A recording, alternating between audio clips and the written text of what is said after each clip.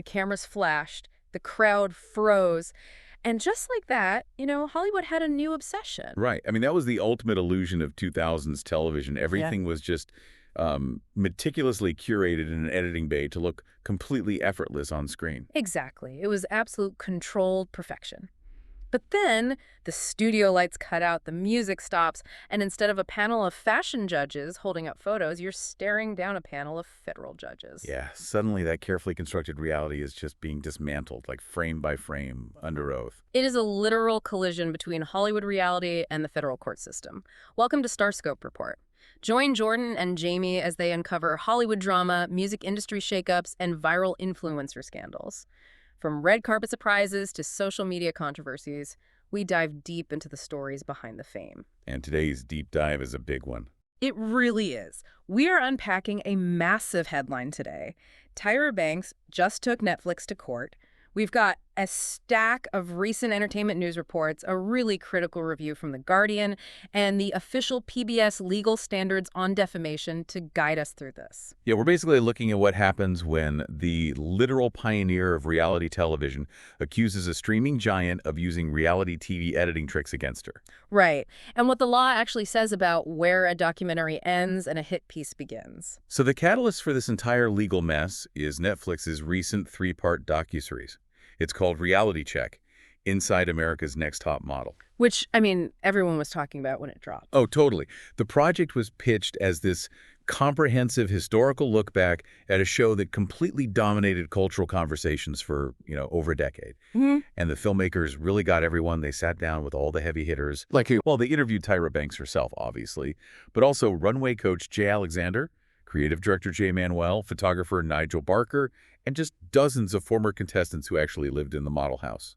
But if you read through The Guardian's review of this docuseries, you realize very quickly that this is not some nostalgic feel-good reunion special. No, not at all. It's more like opening a 2000s time capsule and realizing it is just filled with toxic waste. Yeah, that's a really good way to put it.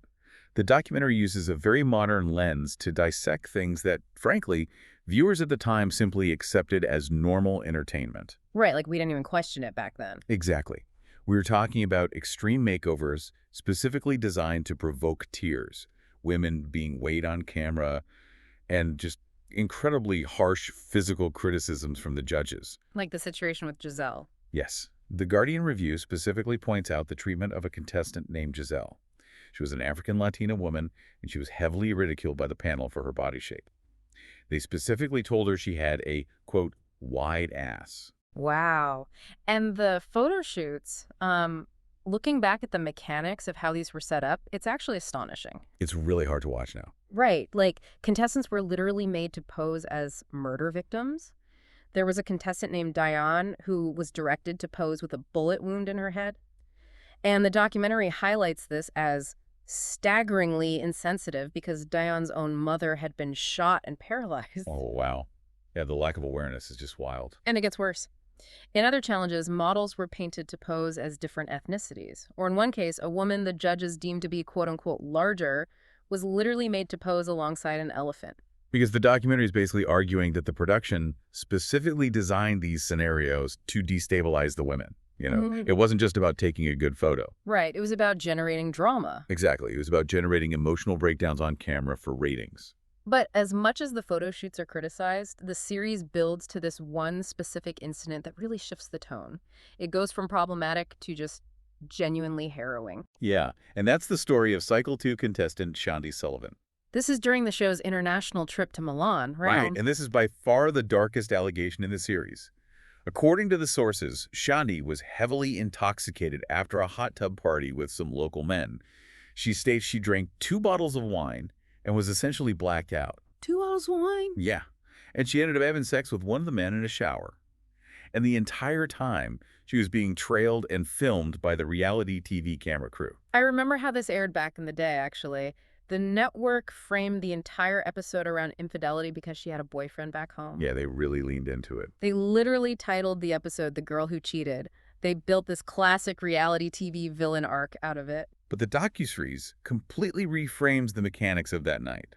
In the new interviews, Shandi tearfully recounts that she passed out, and she claims her subsequent request to leave the production environment were denied. Wait, they wouldn't let her leave? That's what she claims. She says she was only allowed to call her boyfriend to confess if she did it with the cameras rolling. That is just so exploitative. It is. The documentary uses her testimony to suggest this was an unaddressed sexual assault involving a person who was way too intoxicated to consent. Huh. An event that the production team not only failed to intervene in, but actively leveraged for television ratings. So, okay, the documentary paints a terrible picture of the show and the environment. But how does it portray Tyra herself in the present day? Because she sat down for an interview, right? Yeah. She had the floor to defend herself? She did.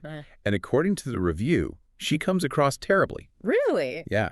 The Guardian notes that instead of taking ownership, she shifts the blame to the audience. She essentially tells the camera, you guys were demanding it. Oh, wow. And she distances herself from the on-the-ground production choices, claiming the specific storylines were, quote, not my territory.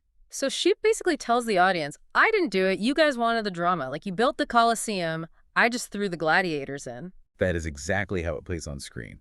It paints her as the ultimate unaccountable villain. But wait till you hear what came next, because if Tyra is right about what happened in that editing bay, this isn't just a story about a defensive celebrity trying to save face. And that's not even the wildest part, which we are getting to in just a second. Right, because she fought back.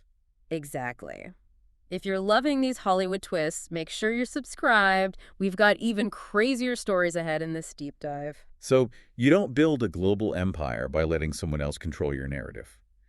Banks watched this series, looked at how she was portrayed, and immediately filed a massive defamation lawsuit. Against who? Exactly. Against Netflix, the production companies involved, and the directors, Moore Lauschie and Daniel Sivan. And her legal filings strike at the very heart of how nonfiction television is actually made. Right. Banks claims she sat in that interview chair for 3.5 hours. 3.5 hours. And she says she was completely prepared to take accountability for the show's shortcomings and have a candid, nuanced conversation. Okay, so what's the problem? Out of those 3.5 hours, Netflix only utilized about 16 minutes of her footage. I mean, I have to push back a little here, though. Condensing 3.5 hours into 16 minutes isn't a crime. That's the fundamental job of a documentary editor, isn't it? You shoot hundreds of hours to get a 2-hour film. Condensing for time is standard, absolutely.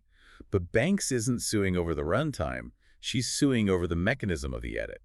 She alleges the producers used a technique called frankenbiting. Frankenbiting. Okay, break that down for us. In the industry, this is where an editor strips a subject's words of all their original context and reassembles them. So they might take a reaction shot from hour 1, drop it over a question asked in hour 3, and literally splice syllables together to build a completely new manufactured sentence. So they just chop up the audio and make you say something you never meant. Exactly. Her lawsuit claims Netflix used these specific auditory and visual manipulations to build a, quote, false and defamatory narrative.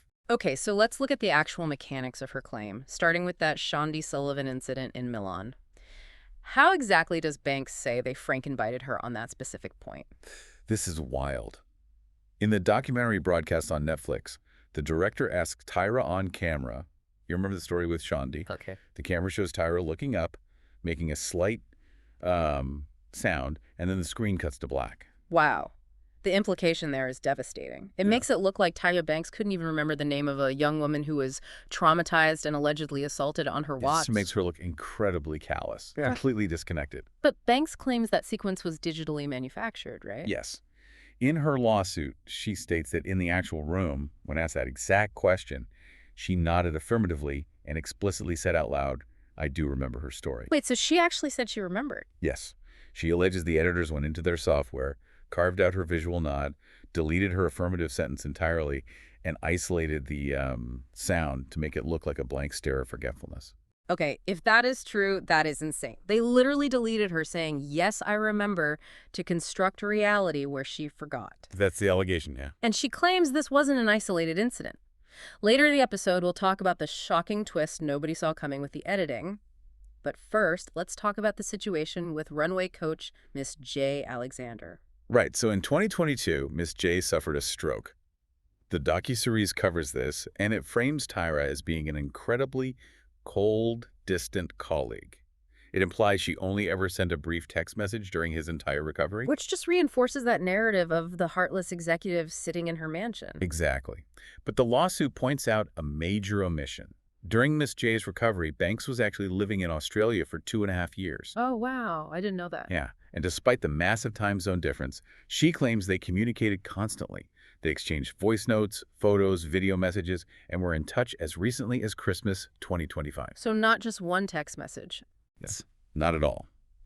She argues the filmmakers had access to this context. They had the timeline, but deliberately chose to omit it to sustain their villain narrative. I am struggling with something here, though, and I think anyone who grew up watching Top Model is probably thinking the exact same thing. What's that? Isn't this exact editing style what Tyra Banks built her entire career on? Oh, for sure. She essentially mainstreamed frankenbiting for primetime television. You isolate contestants in a confessional booth, you splice their audio to make them look crazy or jealous, and you broadcast it for ratings. How can she sue Netflix for using the exact same playbook she helped write? And that tension is exactly what makes this case so significant for the streaming industry. If Netflix had labeled this series a reality show, Banks' case would probably be thrown out immediately. Because the expectations are different. Exactly. When you watch reality TV, you are essentially walking into a funhouse. You expect the mirrors to be warped. You expect the drama to be manufactured through editing. But Netflix didn't market this as reality TV. They marketed it as a documentary. A documentary is supposed to be a window, not a funhouse mirror. Stay tuned and hit that subscribe button so you don't miss what's coming next, because the legal distinction here is wild. It really is all about the label. Yeah. There is an implicit, unwritten contract between a documentary filmmaker and the audience that what is being shown is a factual record. Right. Banks is arguing that using reality TV editing tricks in a documentary format crosses a massive professional line.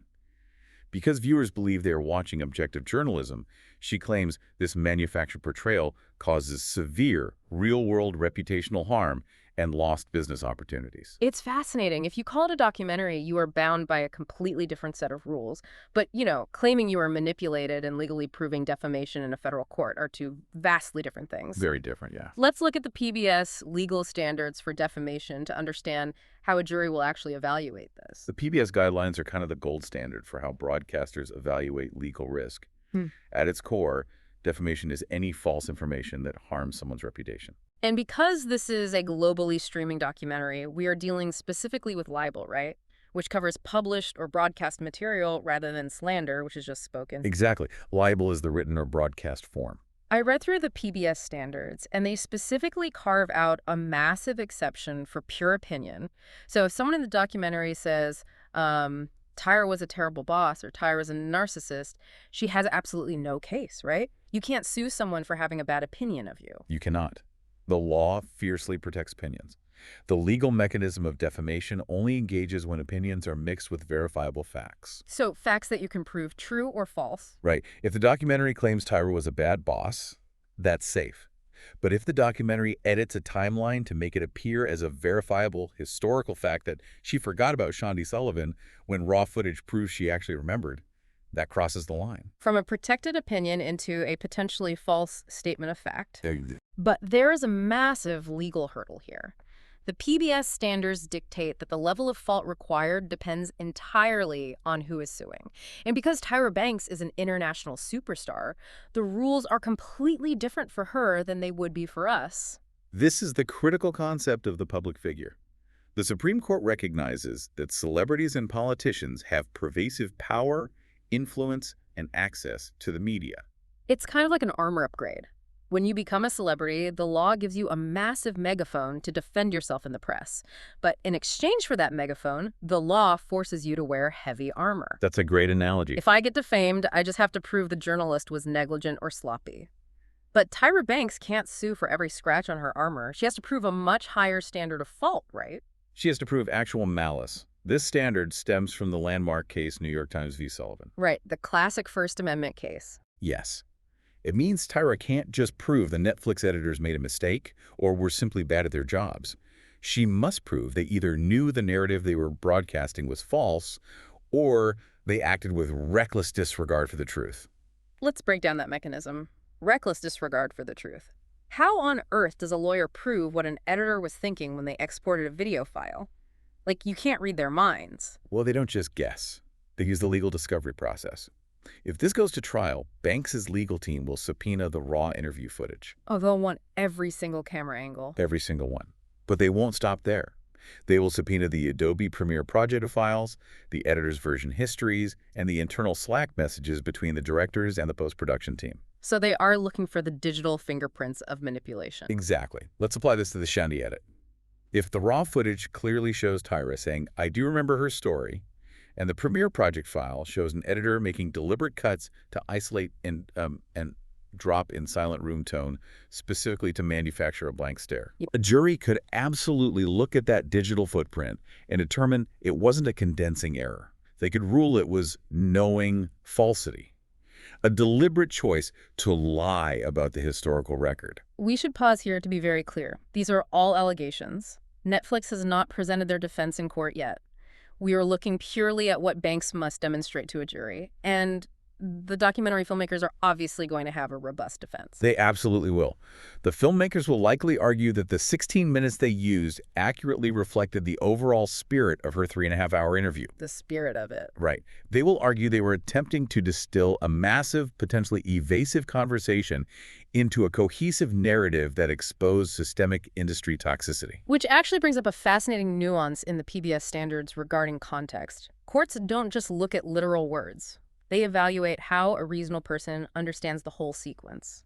If the filmmakers can prove that Tyra was generally dismissive throughout the entire interview, they might argue the edit of the Shandi moment was representative of her overall demeanor, rather than a specific malicious lie. It creates a tremendous legal gray area for the court to navigate. How much can a filmmaker manipulate the timeline of a conversation before it stops being a creative summary and crosses into actionable defamation?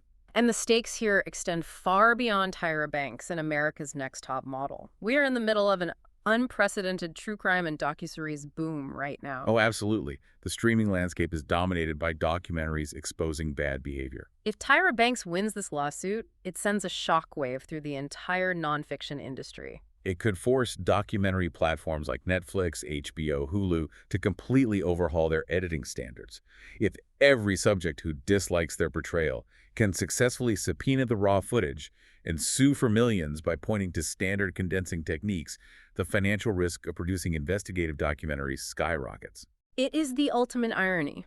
You have a reality TV pioneer, a woman who practically invented the modern architecture of manufactured drama, now demanding that the federal court system step in and enforce a strict boundary between factual filmmaking and reality TV entertainment. Yeah, she is demanding damages for loss of future business, loss of income, and severe mental anguish from the very tactics that built her empire. It is a profound full-circle moment for the entertainment industry. The architect of the Funhouse is furious that she was forced to look into the Funhouse mirror. It really is. Which leaves us with a lingering question, something for you to mull over long after this deep dive ends. If a documentary that is dedicated to exposing the manipulative editing of reality television is itself taken to federal court for manipulative editing, where exactly does the factual record exist? Right. In an era where every streaming platform is fighting for your attention and the lines between journalism and entertainment have completely dissolved, who really controls the reality you see on screen? It's a question that juries, filmmakers, and audiences are going to be wrestling with as long as there are stories left to tell. You've been listening to Starscope Report, where Jordan and Jamie uncovered the stories shaping Hollywood, music, and pop culture. Thanks for tuning in, and don't forget to subscribe for more stories that keep the stars shining.